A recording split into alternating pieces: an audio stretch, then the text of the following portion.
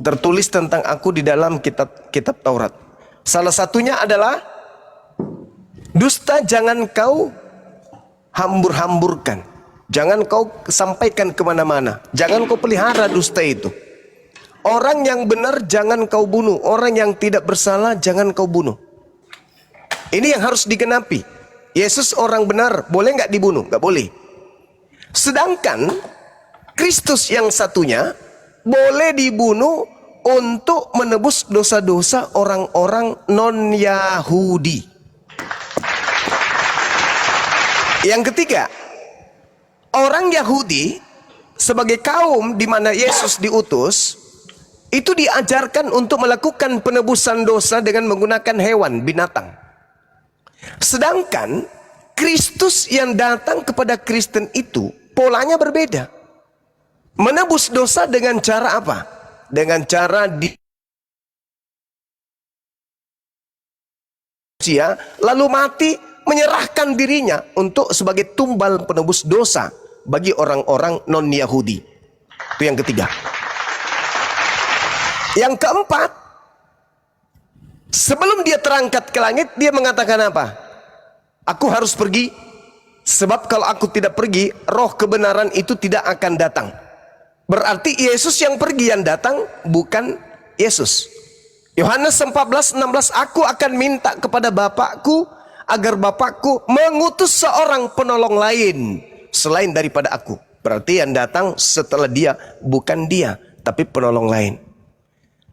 Anehnya, pada kerangka yang lain, poin keempatnya, Kristen mengaku bahwa yang datang kepada Paulus itu bernama Yesus Kristus. Sudah berbeda polanya. Kerangkanya itu sudah berbeda.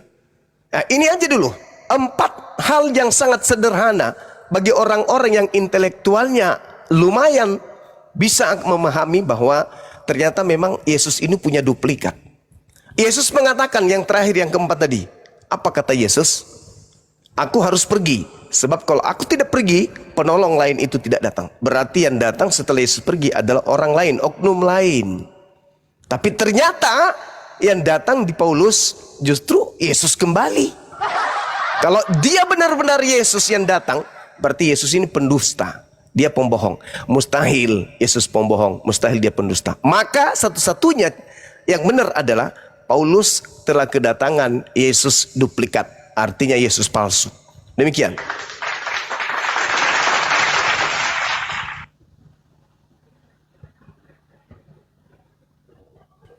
Bang Santai silakan.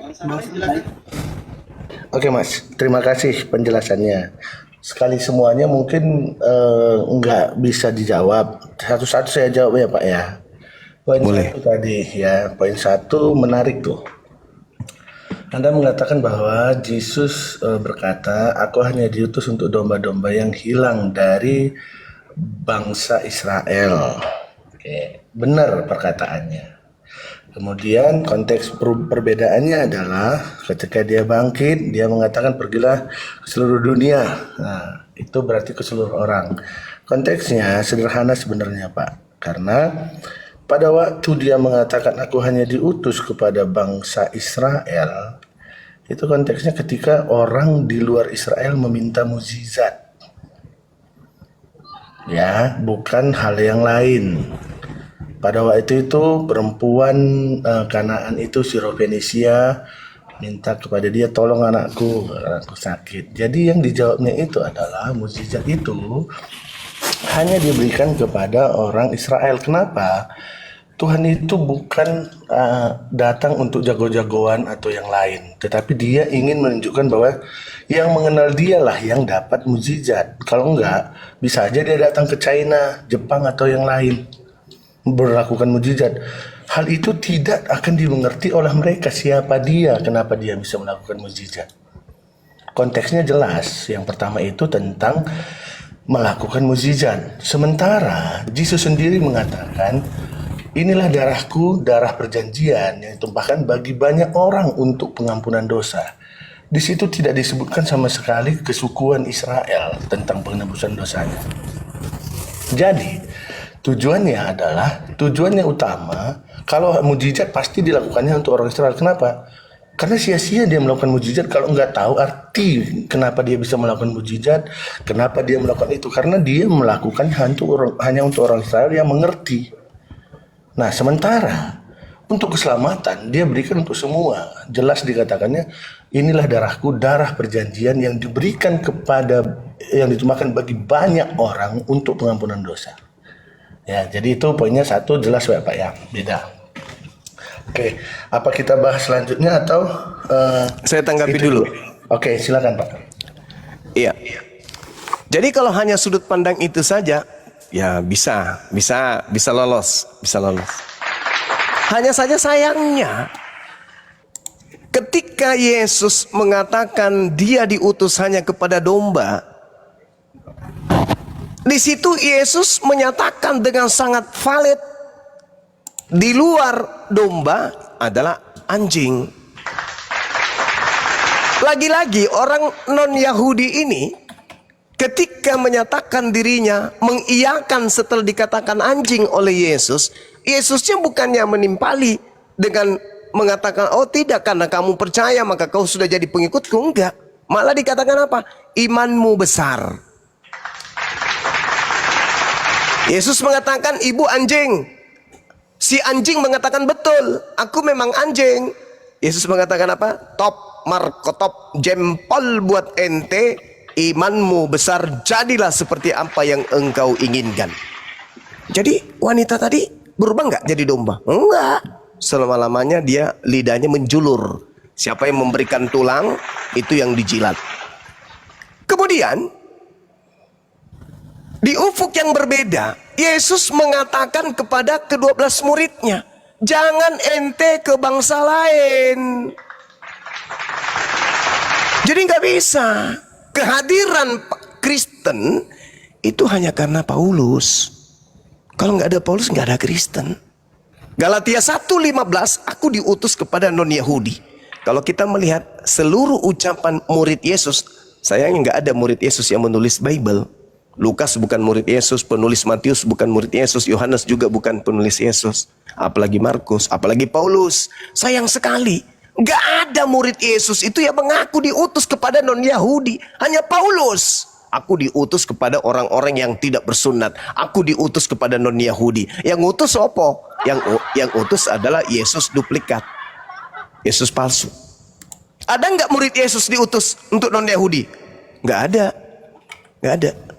Oleh karena itulah kemudian saudara, ketika Yesus berpesan dia diutus hanya kepada domba yang sesat, Yesus pun berpesan kepada ke-12 muridnya, jangan ke bangsa lain yo, jangan. Kalau kamu taat kepada aku, ya nggak mungkin kamu ke bangsa lain. Makanya ada Yahudi, ada Kristen. Kenapa? Karena ada dua Yesus. Yesus yang pertama mengajarkan tentang Yudaism. Mereka menjalankan hukum Taurat. Matius 23, nomor 1, nomor 2, nomor 3. Jangan kau mengikuti. Sebab orang-orang ahli kitab dan orang Farisi telah menduduki kursi Musa. Dengarkan apa yang mereka ucapkan. Jangan kau ikuti apa yang mereka kerjakan. Sebab mereka mengucapkan kata-kata hukum Taurat, tetapi mereka tidak mempraktekkan. Jadi Yesus mengajarkan untuk mempraktekkan hukum Taurat. Sedangkan Kristen adalah orang yang sudah didoktrin dan didogma bahwa jika ada kebenaran di dalam hukum Taurat, maka sia-sialah kematian Kristus. Di dalam Galatia 2 nomor 21. Kamu lepas dari kasih karunia jika kamu mengharapkan ada kebenaran di dalam hukum Taurat. Galatia 5 nomor 4. Makanya Kristen itu di Galatia 5-nya nomor 1 dibebaskan dari hukum-hukum Taurat. Makanya Kristen bukan lagi hamba Tuhan, tetapi tetap aja menghamba. Oh, ternyata hamba Kristus. Jadi gitu saudara. Jadi Yesus tidak pernah merubah kemudian konsep domba dan anjing. Yang ngaku-ngaku dan yang percaya kepada Yesus pada zamannya dianggap anjing, gak pernah berubah menjadi domba. Jadi kalau hari ini ada yang percaya ngaku-ngaku sebagai pengikut Yesus, jangankan ente yang hidup 2000 tahun, yang berhadapan langsung kepada Yesus aja hanya diberi titel anjing. Demikian Bu, silakan. Oke, terima kasih tanggapannya, mantap. Penjelasannya sederhana Pak. Pada waktu dia mengutus murid pertama kali, ada 70 murid yang diutus. Dia tidak menyuruh kepada bangsa lain karena mereka bukan memberitakan keselamatan, tetapi memberitakan mujizat. Sama dengan yang dilakukan Yesus. Tetapi setelah dia naik ke surga, yang diberitakan adalah keselamatan. Beda konteks yang dijalankan. Pada waktu mengutus 70 murid yang dilarang menyimpang kepada bangsa lain itu melakukan mukjizat. Itu sebelum Yesus mati dan memberikan darahnya untuk pengampunan dosa. Setelah dia mati dan memberikan darahnya untuk pengampunan dosa, yang diberi tugaskannya kepada muridnya adalah pergilah ke seluruh dunia, beritakanlah Injil kepada segala makhluk. Jelas, tujuannya itu jelas. Mukjizat dibuatnya bukan sembarangan pada waktu memberikan mukjizat pada waktu itu karena hanya orang Israel yang mengerti, tetapi ketika dia telah memberikan jalan keselamatan itu untuk seluruh bangsa. Dan kedua, tadi Anda mengatakan bahwa tidak ada satu pun murid Yesus yang memberikan Injil kepada bangsa-bangsa lain. Anda mungkin kurang baca, Anda mungkin pernah tahu tentang yang namanya Cornelius. Cornelius itu langsung Petrus loh yang memberikan penginjilan kepada dia dan membaptis malahan. Nah, di situ disebutkan bahwa di Kisah Rasul 10:45 ada dikatakan, dan semua orang yang percaya dari golongan bersunat yang menyertai Petrus tercengang-cengang karena mereka melihat bahwa karunia Roh Kudus dicurahkan ke atas bangsa-bangsa yang lain juga. Anda mengatakan bahwa tidak ada satu pun murid Yesus yang menyeberang ke bangsa lain. Cornelius itu orang Itali, perwira Itali, dan dia diselamatkan, diutus oleh Tuhan khusus kepada Cornelius.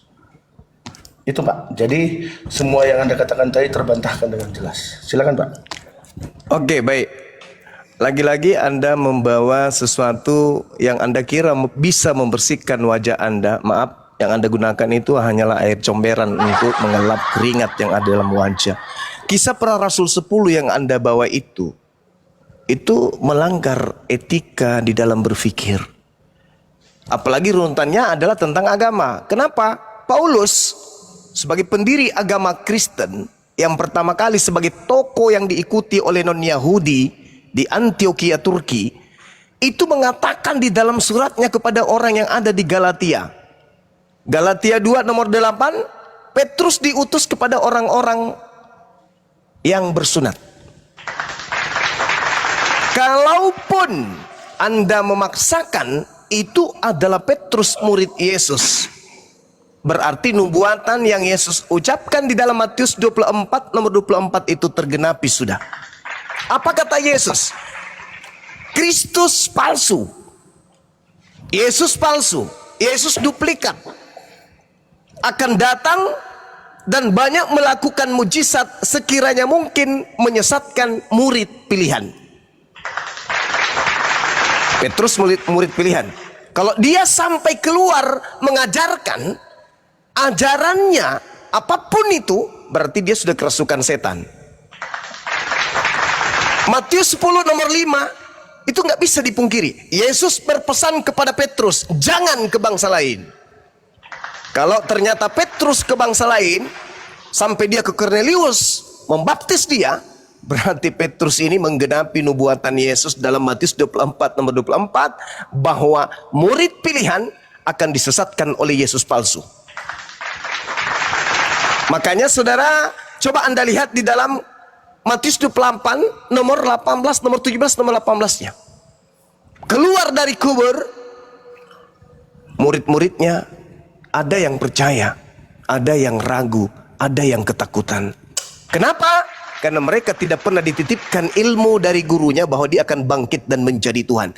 Dia menjadi Tuhan, dia menjadi Kristus. Maksudnya orang yang keluar dari kubur ini menjadi Kristus. Oleh karena Tuhan itu dijadikan sebagai simbol kepada angkatan jahat. Yesus yang kau salibkan itu telah dijadikan menjadi Tuhan dan Kristus. Menjadi Tuhan dan Kristus. Bagi siapa? Bagi angkatan jahat. Jadi saya ulang lagi, biar lebih jelas. Kalau Anda mengatakan Petrus kemudian membaptis di Kaisarea seorang seorang panglima atau perwira bernama Cornelius itu, Berarti Anda sudah menyatakan penggenapan dari nubuat Yesus kalau muridnya juga akan disesatkan oleh Kristus atau Yesus palsu. Demikian. Oke, saya tanggapi ya Pak. Ya, saya tanggapi. Silakan. Anda mengatakan bahwa Petrus sesat tanpa dasar. Pertama, Petrus membaptis dan Roh Kudus menyertai. Kemudian Petrus jelas-jelas melakukan pergumulan sebelum mendatangi Cornelius. Dia mengatakan perumpamaan dibuat Yesus makanan haram dan tidak haram. Artinya dalam pandangan Petrus pada waktu itu sama dengan Anda, bahwa itu tidak boleh melakukan penginjilan kepada non-Israel. Tetapi Tuhan mengatakan apa yang kau nyatakan halal, jangan kau katakan haram, itu makanannya. Jadi itu yang diperintahkannya. Makanya setelah itu dia berangkat menuju rumah Pak Cornelius. Nah, jadi Anda mengatakan Petrus sesat, dengan sederhana dijawab oleh seluruh perikop itu, seluruh kejadian ceritanya secara keseluruhan. Tidak ada sesatnya, tetapi memang kehendak Tuhan bahwa ke bangsa-bangsa yang lain. Pencapannya juga pernyataannya dimeteraikan dengan Roh Kudus. Kemudian Anda tadi membawa ayat Matius 24 ayat 24. Sebab Mesias-Mesias palsu dan nabi-nabi palsu akan muncul dan mereka akan mengadakan tanda-tanda dahsyat dan mujizat-mujizat sehingga sekiranya mungkin mereka menyesatkan orang-orang pilihan juga, sekiranya mungkin. Oke. Anda mengatakan bahwa itu yang menjadi nubuat Yesus bahwa Petrus akan tersesat. Di sini sama sekali tidak mengatakan bahwa untuk bangsa lain, ya, nggak ada disinggung bangsa lain. Kemudian Anda salah mengutip nama Yesus dengan Mesias. Yesus itu nama, Mesias itu jabatan.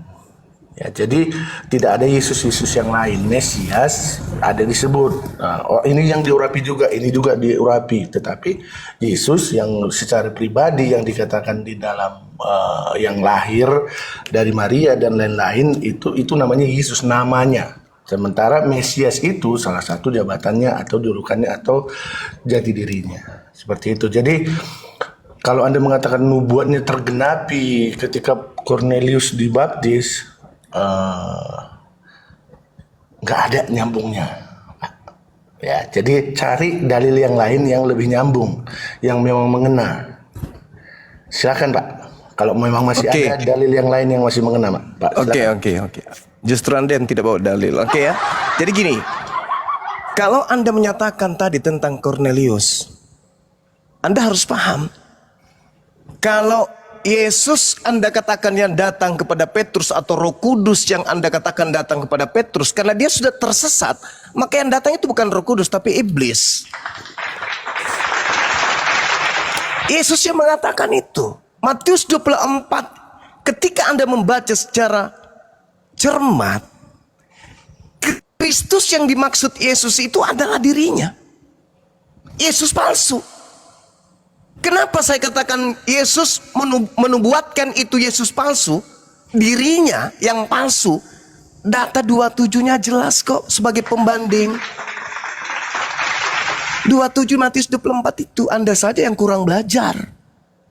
Kemudian apa katanya? Sebab sama seperti kilat memancarkan cahaya dari timur sampai ke barat, demikianlah kelak kedatangan siapa? Anak manusia. Siapa itu? Yesus. Berarti Kristus palsu ya Yesus. Tapi palsu. Makanya Yesus membandingkan antara Yesus yang datang melakukan banyak mujizat dengan kedatangannya sebagai anak manusia. Susah Kristen hari ini untuk menipu orang-orang Islam. Kemudian saudara, Anda baca Matius 16 nomor 23. Petrus sudah dikatakan oleh Yesus, engkau adalah iblis, enyahlah daripadaku. Jelas kok. Petrusnya dikatakan iblis. Siapa yang mengatakan iblis kepada Petrus? Ya Yesus. Masih mending saya mengatakan Petrus sesat. Saya mengatakan Yesus itu murtad, menggenapi nubuatan Yesus yang mengatakan bahwa si iblis ketika datang membawa nama Yesus, dia menyesatkan Petrus sebagai murid pilihan. Itu data, saudara. Tolong bawa data, jangan hanya congor. Matius 16, nomor 23, Petrus disebut apa di sana? Iblis. Malah diusir si Petrus. Enyahlah iblis, enyahlah Petrus, iblis, Petrus, iblis. Itu dalil, Bung. Jadi jangan kamu bangga. Seakan-akan, wah kami ini murid Yesus. Betul, kamu bukan hanya sekedar murid Yesus, saudara. Kamu adalah hambanya Yesus. Tapi Yesus palsu. Yesus palsu yang Anda sembah itu. Silakan. Oke, saya jawab ya. Terima kasih penjelasannya. Tetapi tetap saya melihat tidak nyambung. Oke, saya baca semua ayat-ayat sebagai referensi Anda. Pertama, Anda tetap merujuk kepada Matius 24. Matius 24 itu berbicara tentang akhir zaman sebenarnya. Pada waktu kejadian Petrus tidak ada sama sekali, belum sama sekali akhir zaman. Ya, karena di sana jelas dikatakan apa yang dikatakan di sana adalah akhir zaman. Kemudian di ayat 27 tadi dikatakan, sebentar ya, bukan ayat 7 yang ada anak manusianya tadi. Bentar ya. Ayat 24 ayat 27 dikatakan, sebab sama seperti kilat memancar dari sebelah timur dan melontarkan cahayanya sampai ke barat, demikian pula lah kelak kedatangan anak manusia. Nah, Anda kembali ke cele di sini, Pak. Pertama tadi Anda menyebut Mesias di sana. Tuhan itu bukan asbun, sembarang ngomong, tidak tahu kapan membedakan mana fungsi Mesias, mana fungsi anak manusia, menggambarkan apa. Itu yang Anda nggak paham. Jadinya Anda terbaur pikiran Anda jadi bingung sendiri. Mesias adalah pengajar yang diurapi. Yang diurapi untuk memerintah dan lain-lain. Raja juga disebut Mesias dan lain-lain. Tetapi di ayat 27 jelas yang dikatakan di sana merujuk kepada anak manusia. Berarti keberadaan Yesus sebagai anak manusia, dia datang sebagai anak manusia yang lahir, punya darah dan daging, itu yang akan datang kedua kalinya nantinya. Bukan sebagai pengajar dan lain-lain, tetapi keberadaannya sebagai anak manusia itu datang. Yang dia naik ke atas itu juga anak manusia naik ke atas. Anak manusia duduk di sebelah kanan Allah Bapa. Itu artinya anak manusia, anak yang lahirkan secara manusia itu di atas di surga akan turun lagi dalam keadaan yang seperti itu. Gambaran yang Anda dapatkan itu sama sekali tidak benar, Pak. Nah, oke. Kemudian jangan panjang-panjang. Saya jawab lagi Matius 16. Matius 16 Anda mengatakan bahwa Yesus menegur si Petrus. Ya, Yesus menegur Petrus, dikatakannya enyahlah, ayat 16 ayat 23 dikatakan di situ, enyahlah iblis, sebab engkau bukan suatu batu sandungan bagiku, sebab engkau tidak memikirkan apa yang dipikirkan Allah, melainkan apa yang dipikirkan manusia. Jadi di situ jelas alasannya kenapa Petrus dikatakan iblis, sebab dia tidak memikirkan apa yang dipikirkan Allah, melainkan apa yang dipikirkan manusia. Apa sih yang dipikirkan Petrus waktu itu? Ayat 22 dijawab. Tetapi Petrus menarik Yesus ke samping dan menegur dia, katanya, Tuhan, kiranya Allah menjauhkan hal itu daripadamu. Hal-hal itu sekali-kali tidak akan menimpa engkau. Apa yang akan menimpa engkau? Ayat 21. Sejak itu Yesus mulai menyatakan kepada murid-muridnya bahwa ia harus pergi ke Yerusalem dan menanggung banyak penderitaan dari pihak orang tua, imam kepala dan ahli Taurat, lalu dibunuh dan dibangkitkan pada hari ketiga. Jadi yang dikatakan Petrus adalah Petrus tidak mau Yesus itu dibunuh dan mati. Sama seperti Muslim sekarang. Muslim mengatakan tidak mati dibunuh. Itu perkataan Yesus. Dan apa kata Yesus kepada orang yang mengatakan Yesus tidak mati dan dibunuh itu? Enyahlah kau iblis. Jadi jelas sekali di sini gambarannya Anda salah kutip lagi, malah menunjukkan kesalahan dalam pemikiran di luar Kristen yang menyatakan Yesus tidak mati. Karena Yesus mengatakan bahwa orang yang berpikiran Yesus tidak mati dan menderita itu adalah iblis. Bahkan muridnya sendiri seperti itu. Jadi kembali lagi Anda tidak nyambung dalil Anda. Silakan Pak kalau ada dalil yang lebih nyambung. Oke, akhirnya malam ini saya ngajarin Anda karena Anda tidak membawa dalil apa-apa selain daripada hanya menjelaskan dalil yang saya yang membawa data. Sabar, Anda diam dulu. Sebagai siswa diam. Saya yang membawa data Matius 24, saya yang membawa Matius 16. Anda tidak membawa data apa-apa sebagai pembantahan. Anda hanya menjelaskan apa yang saya terangkan. Artinya Anda hanya membubuhi. Diam dulu. Biar dianggap intelektual. Saya uraikan kesalahpahaman Anda tentang butanya Anda terhadap Bible pengajaran Yesus. Jadi gini, ketika berbicara mengenai Matius 24, sadarkah Anda kalau itu Yesus sedang menasihati muridnya di Bukit Zaitun? Ketika muridnya bertanya, "Guru, apa tanda kedatanganmu?" Kedatanganmu. Tanda kedatanganmu itu apa, Guru? Tanda kedatanganku adalah sabar. Jangan lupa keseluruhan dunianya ya. Jangan lupakan bacaannya ya. Diam dulu, Dek. Diam. Ya. Yesus ditanya, "Guru, apa tanda kedatanganmu dan tanda kesudahan dunia ini?" Apa tanda kedatangan Yesus di situ? Ada dia jelaskan, "Aku datang hanya dalam bentuk cahaya.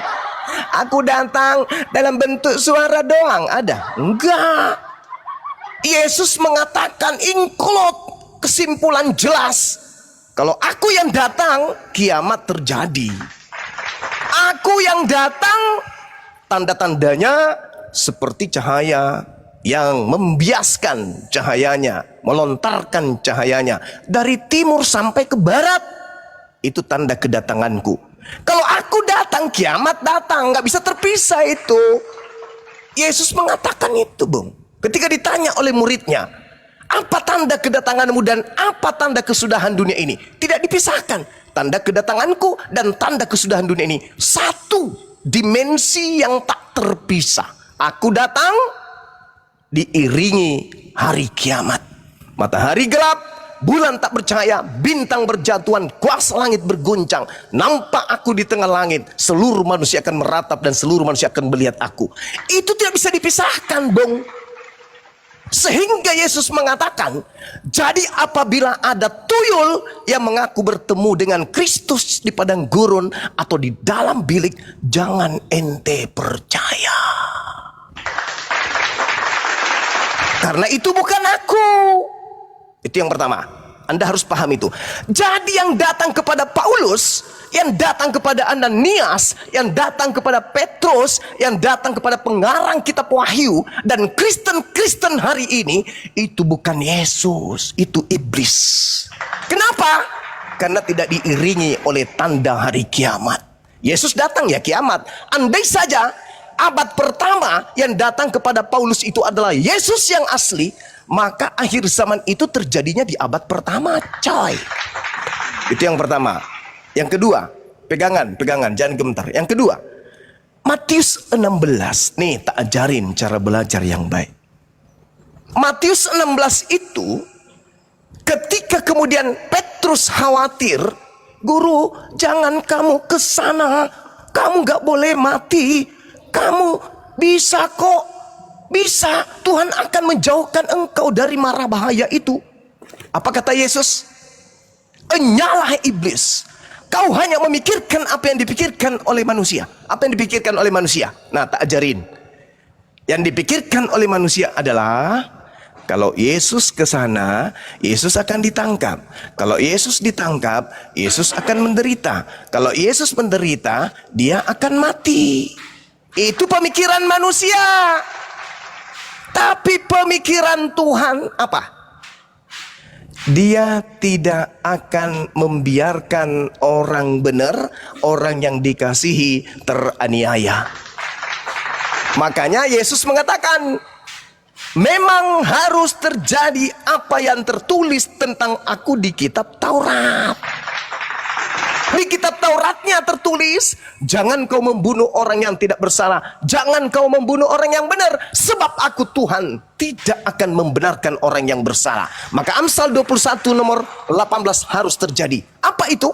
Tuhan akan menyelamatkan orang benar dan menjadikan orang fasik sebagai ganti. Tuhan akan memberikan kemudian pengkhianat sebagai ganti orang yang jujur.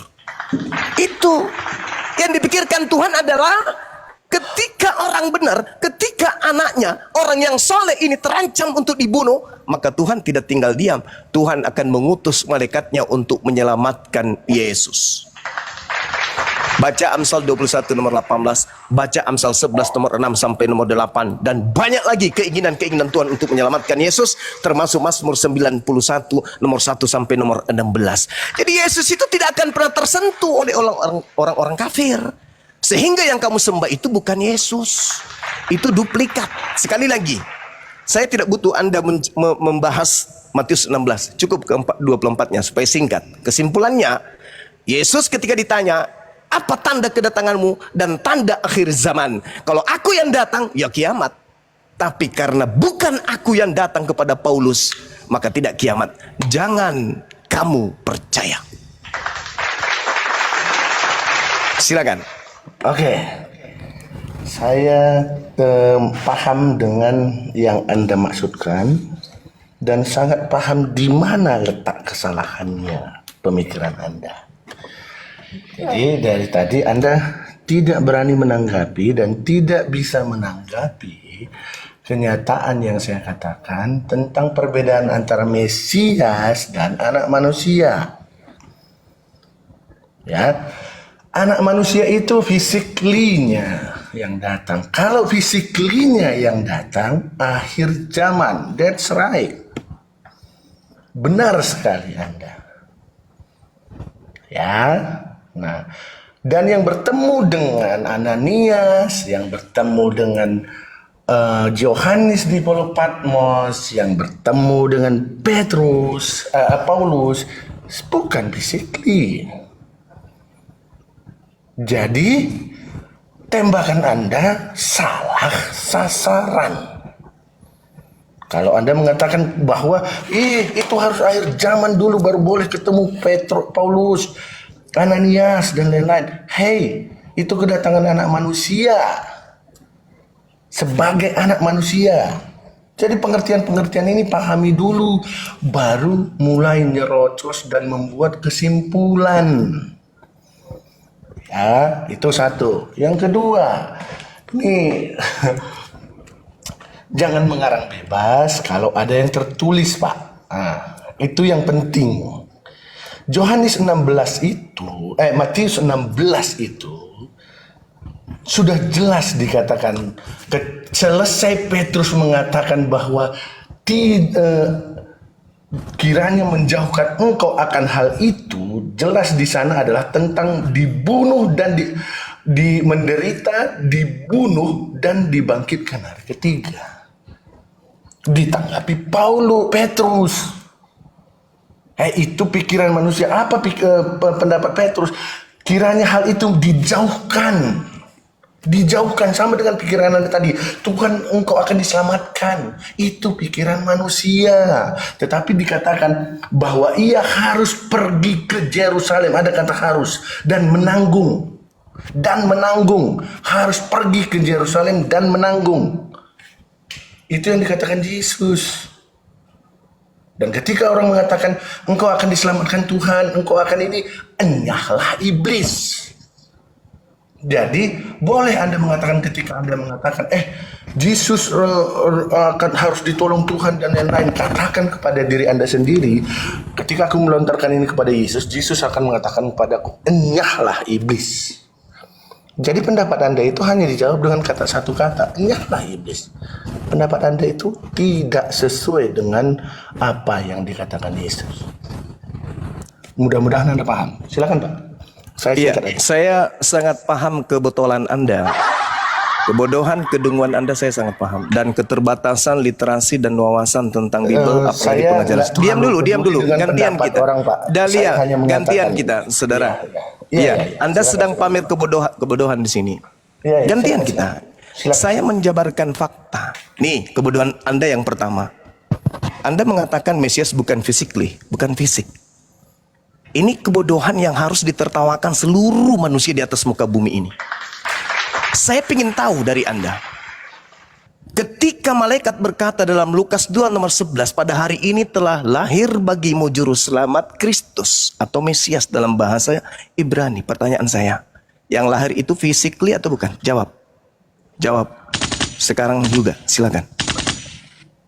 Mesias yang lahir itu physically.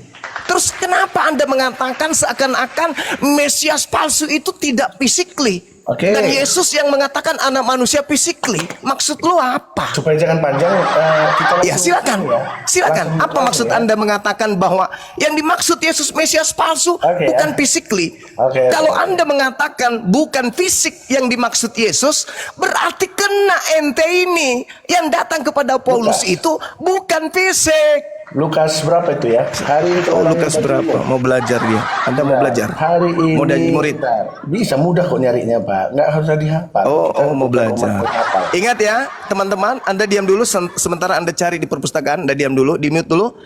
Ya. Dengarkan pernyataan saudara di awal. Anda mengatakan membedakan antara Mesias palsu yang physically dengan anak manusia yang Anda katakan physically, dan seakan-akan Anda mengatakan bahwa Mesias itu bukan manusia, tetapi hanya bentuk non fisik.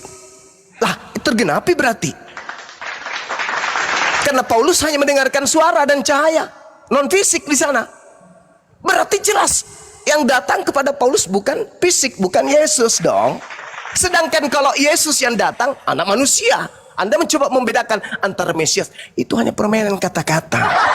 Itu yang pertama. Itu yang pertama. Yang kedua, langsung ditanggapi itu nanti. Sabar, nanti Anda gabungkan menjadi satu. Ya, karena Anda sudah terseret ke Matius 16, ya, Anda terlalu melebarkan kebodohan Anda. Dengarkan. Matius 16 Anda katakan Bang Suma salah paham. Oke. Benar. Oke, saya sudah menjelaskan kepada saudara. Yang dipikirkan Petrus, kalau Yesus ke sana dia menderita, mati. Dan yang dipikirkan Tuhan, yang dipikirkan Tuhan tidak begitu kata Yesus. Sebaliknya, yang dipikirkan Tuhan adalah sekuat apapun orang-orang pembenci Yesus berusaha ingin membunuh Yesus, aku Tuhan tidak akan membiarkan Yesus seorang diri. Aku akan menyelamatkan dia. Tapi kalau Anda mengatakan itu adalah suatu kebodohan, tolong tunjukkan di mana tertulis pikiran Tuhan bahwa Yesus orang benar itu dibunuh untuk orang bersalah. Tunjukkan. Yohanes 21 nya, nggak usah jauh-jauh. Silakan, silakan. Coba baca di Yohanes 16:21 nya. Oke, baik, kita baca. Supaya Anda lihat ya. Ya, silakan, silakan. Supaya Anda jelas. Sejak waktu silakan. itu, Yesus mulai menyatakan kepada murid-muridnya. Siapa yang menyatakan Yesus? Sebentar. Itu Anda baca apa ini? Anda baca katanya 22. Yang mana yang betul? 21. Oh, 21. Coba Anda baca 21-nya. Sejak waktu itu, Yesus mulai menyatakan kepada murid-muridnya. Ngomong apa ente ini? Baca dalil yang betul, belajar lagi. Matius 16 ayat 21. Bukan Anda mengatakan Yohanes 16 barusan? Aduh. Dari tadi dibilang Matius, kita bahas kalau tegur itu. Tadi Anda suruh saya baca Yohanes 16, seingatku. Enggak ada di Petrus ditegur di Yohanes 16, Pak. Dari enggak, saya bertanya, di mana pemikiran Tuhan yang mengatakan bahwa Yesus orang benar itu harus dibunuh untuk orang bersalah? Anda mengatakan baca di Yohanes 21. Sebentar Bang Juma. Matius 16 21 dari saya. Oh, jadi Matius, jadi maksud Anda Matius 16 nomor 21 itu pemikiran Tuhan? Yesus yang mengatakan. Anda mengatakan pemikiran Tuhan. Sebentar. Tapi pemikiran Tuhan kan. Anda gimana? Anda paham bacaan kan? Iya. Saya tanya kepada saudara, di mana pemikiran Tuhan bahwa Yesus orang benar ini harus mati untuk orang yang bersalah? Silakan. Saya baca ya, Pak ya. Iya. Sejak waktu itu Yesus mulai menyatakan pernyataan Yesus kepada murid-muridnya bahwa ia harus pergi ke Yerusalem dan menanggung banyak penderitaan dari pihak tua-tua, imam-imam kepala dan ahli-ahli Taurat. Lalu dibunuh dan dibangkitkan pada hari ketiga. Siapa yang menyatakan itu, Pak? Saya tanya Anda dulu. Supaya nanti jangan dianggap saya ngarang. Siapa yang menyatakan? Matius yang mengatakan itu. Dikatakan bahwa Yesus mulai menyatakan, Pak. Dikatakan di sana Yesus mulai menyatakan. Oke, di mana Yesus mengatakan itu? Tolong kalau tunjukkan. Anda tadi mengatakan apa namanya? Saudara. Sebentar. Masih saya, Pak. Tolong Masih tunjukkan Anda di mana Yesus menyatakan. Masih saya. Di Pak. mana Masih Yesus bagian saya, mengatakan? ya. Ya, Masih tunjukkan bagian di mana saya. Yesus menyatakan. Saya menjawab bahwa itu pernyataan Matius dan di situ Anda cari sampai ular punya ketek, Anda tidak akan menemukan kata iya di Ya situ. nggak ada lah. Nah, mulai lagi Anda. Ada. Silakan. Oke, mulai lagi. Matius 16 nomor 21 Oke. sampai Saya jawab. ular memiliki Saya jawab ketek, ya, Anda saya tidak jawab akan ya. pernah Saya bisa jawab. menemukan kata iya di sana. Silakan. Saya jawab. Silakan. Ini mulai lagi logika Anda nggak jalan, Pak. Ya, Silakan. Anda mengakui pertama kalau ada kata Yesus di situ, Anda mengatakan itu perkataan Yesus. Padahal sebelum perkataan Yesus itu yang mengatakan Matius penulisnya. Yohanes lagi. Dan Matius penulisnya, ya, oke. Tetapi ketika dikatakan di sana Matius menulis, Yesus mulai menyatakan katanya di sana, Anda mengatakan itu kata-kata Matius. Lah memang Matius kan. Sebentar Pak, jangan dulu sabar Pak. Iya, silakan. Sementara ketika Matius menulis, Yesus mengatakan, oh itu perkataan Yesus. Padahal siapa yang nulis? Matius juga. Logika di mana? Kemana, Dengar, Bapak? Saudara. Oke, sabar dulu, Pak. Bagian saya tanya dulu. Ya. Di dalam Bible saudara, perkataan Yesus tinta hitam, tinta merah. Sebentar. Saya ngasih logika kepada Anda. Enggak. Saya harus minta pertanggungjawaban saudara. Jangan Anda ngarang. Anda belum paham. Saya tanya saudara, perkataan Yesus di dalam Bible itu tinta hitam atau tinta merah? Oke. Jawab. Naik lah bro. Jawab. Anda paham perkataan saya? Iya, jawab dulu. Perkataan Yesus tinta merah apa tinta Anda hitam? paham perkataan saya. Semua di dalam kitab itu adalah tulisan dari penulis kitab. Ya, yang tinta merah ucapan Yesus atau tinta hitam? Benar enggak? Pertanyaannya saya. Benar enggak? Lari. Saya ulang lagi. Menurut tradisi Bible, ucapan Yesus di dalam Bible, diam dulu. Di dalam Bible, ya ucapan Yesus tinta merah atau tinta hitam? Jawab. Enggak sanggup lagi dan jawab. Lu lah, malu dia. Malu. Gimana Pak? Gimana Anda katakan? Malu dia. Malu dia. Ucapan Yesus tinta merah atau tinta hitam? Ucapan merah atau tinta merah atau tinta hitam ucapan Yesus dalam Bible. Oke, saya anggap Anda mulai seperti kekanak-kanakan, jadi saya akan menanggapi Anda sebentar. Oke, saya jawab Anda dengan cara menjelaskan kepada anak-anak. Oke. Ya, silakan Pak, silakan. Anak-anak. Iya Pak Guru, iya. Kitab Injil itu ditulis oleh manusia, Pak.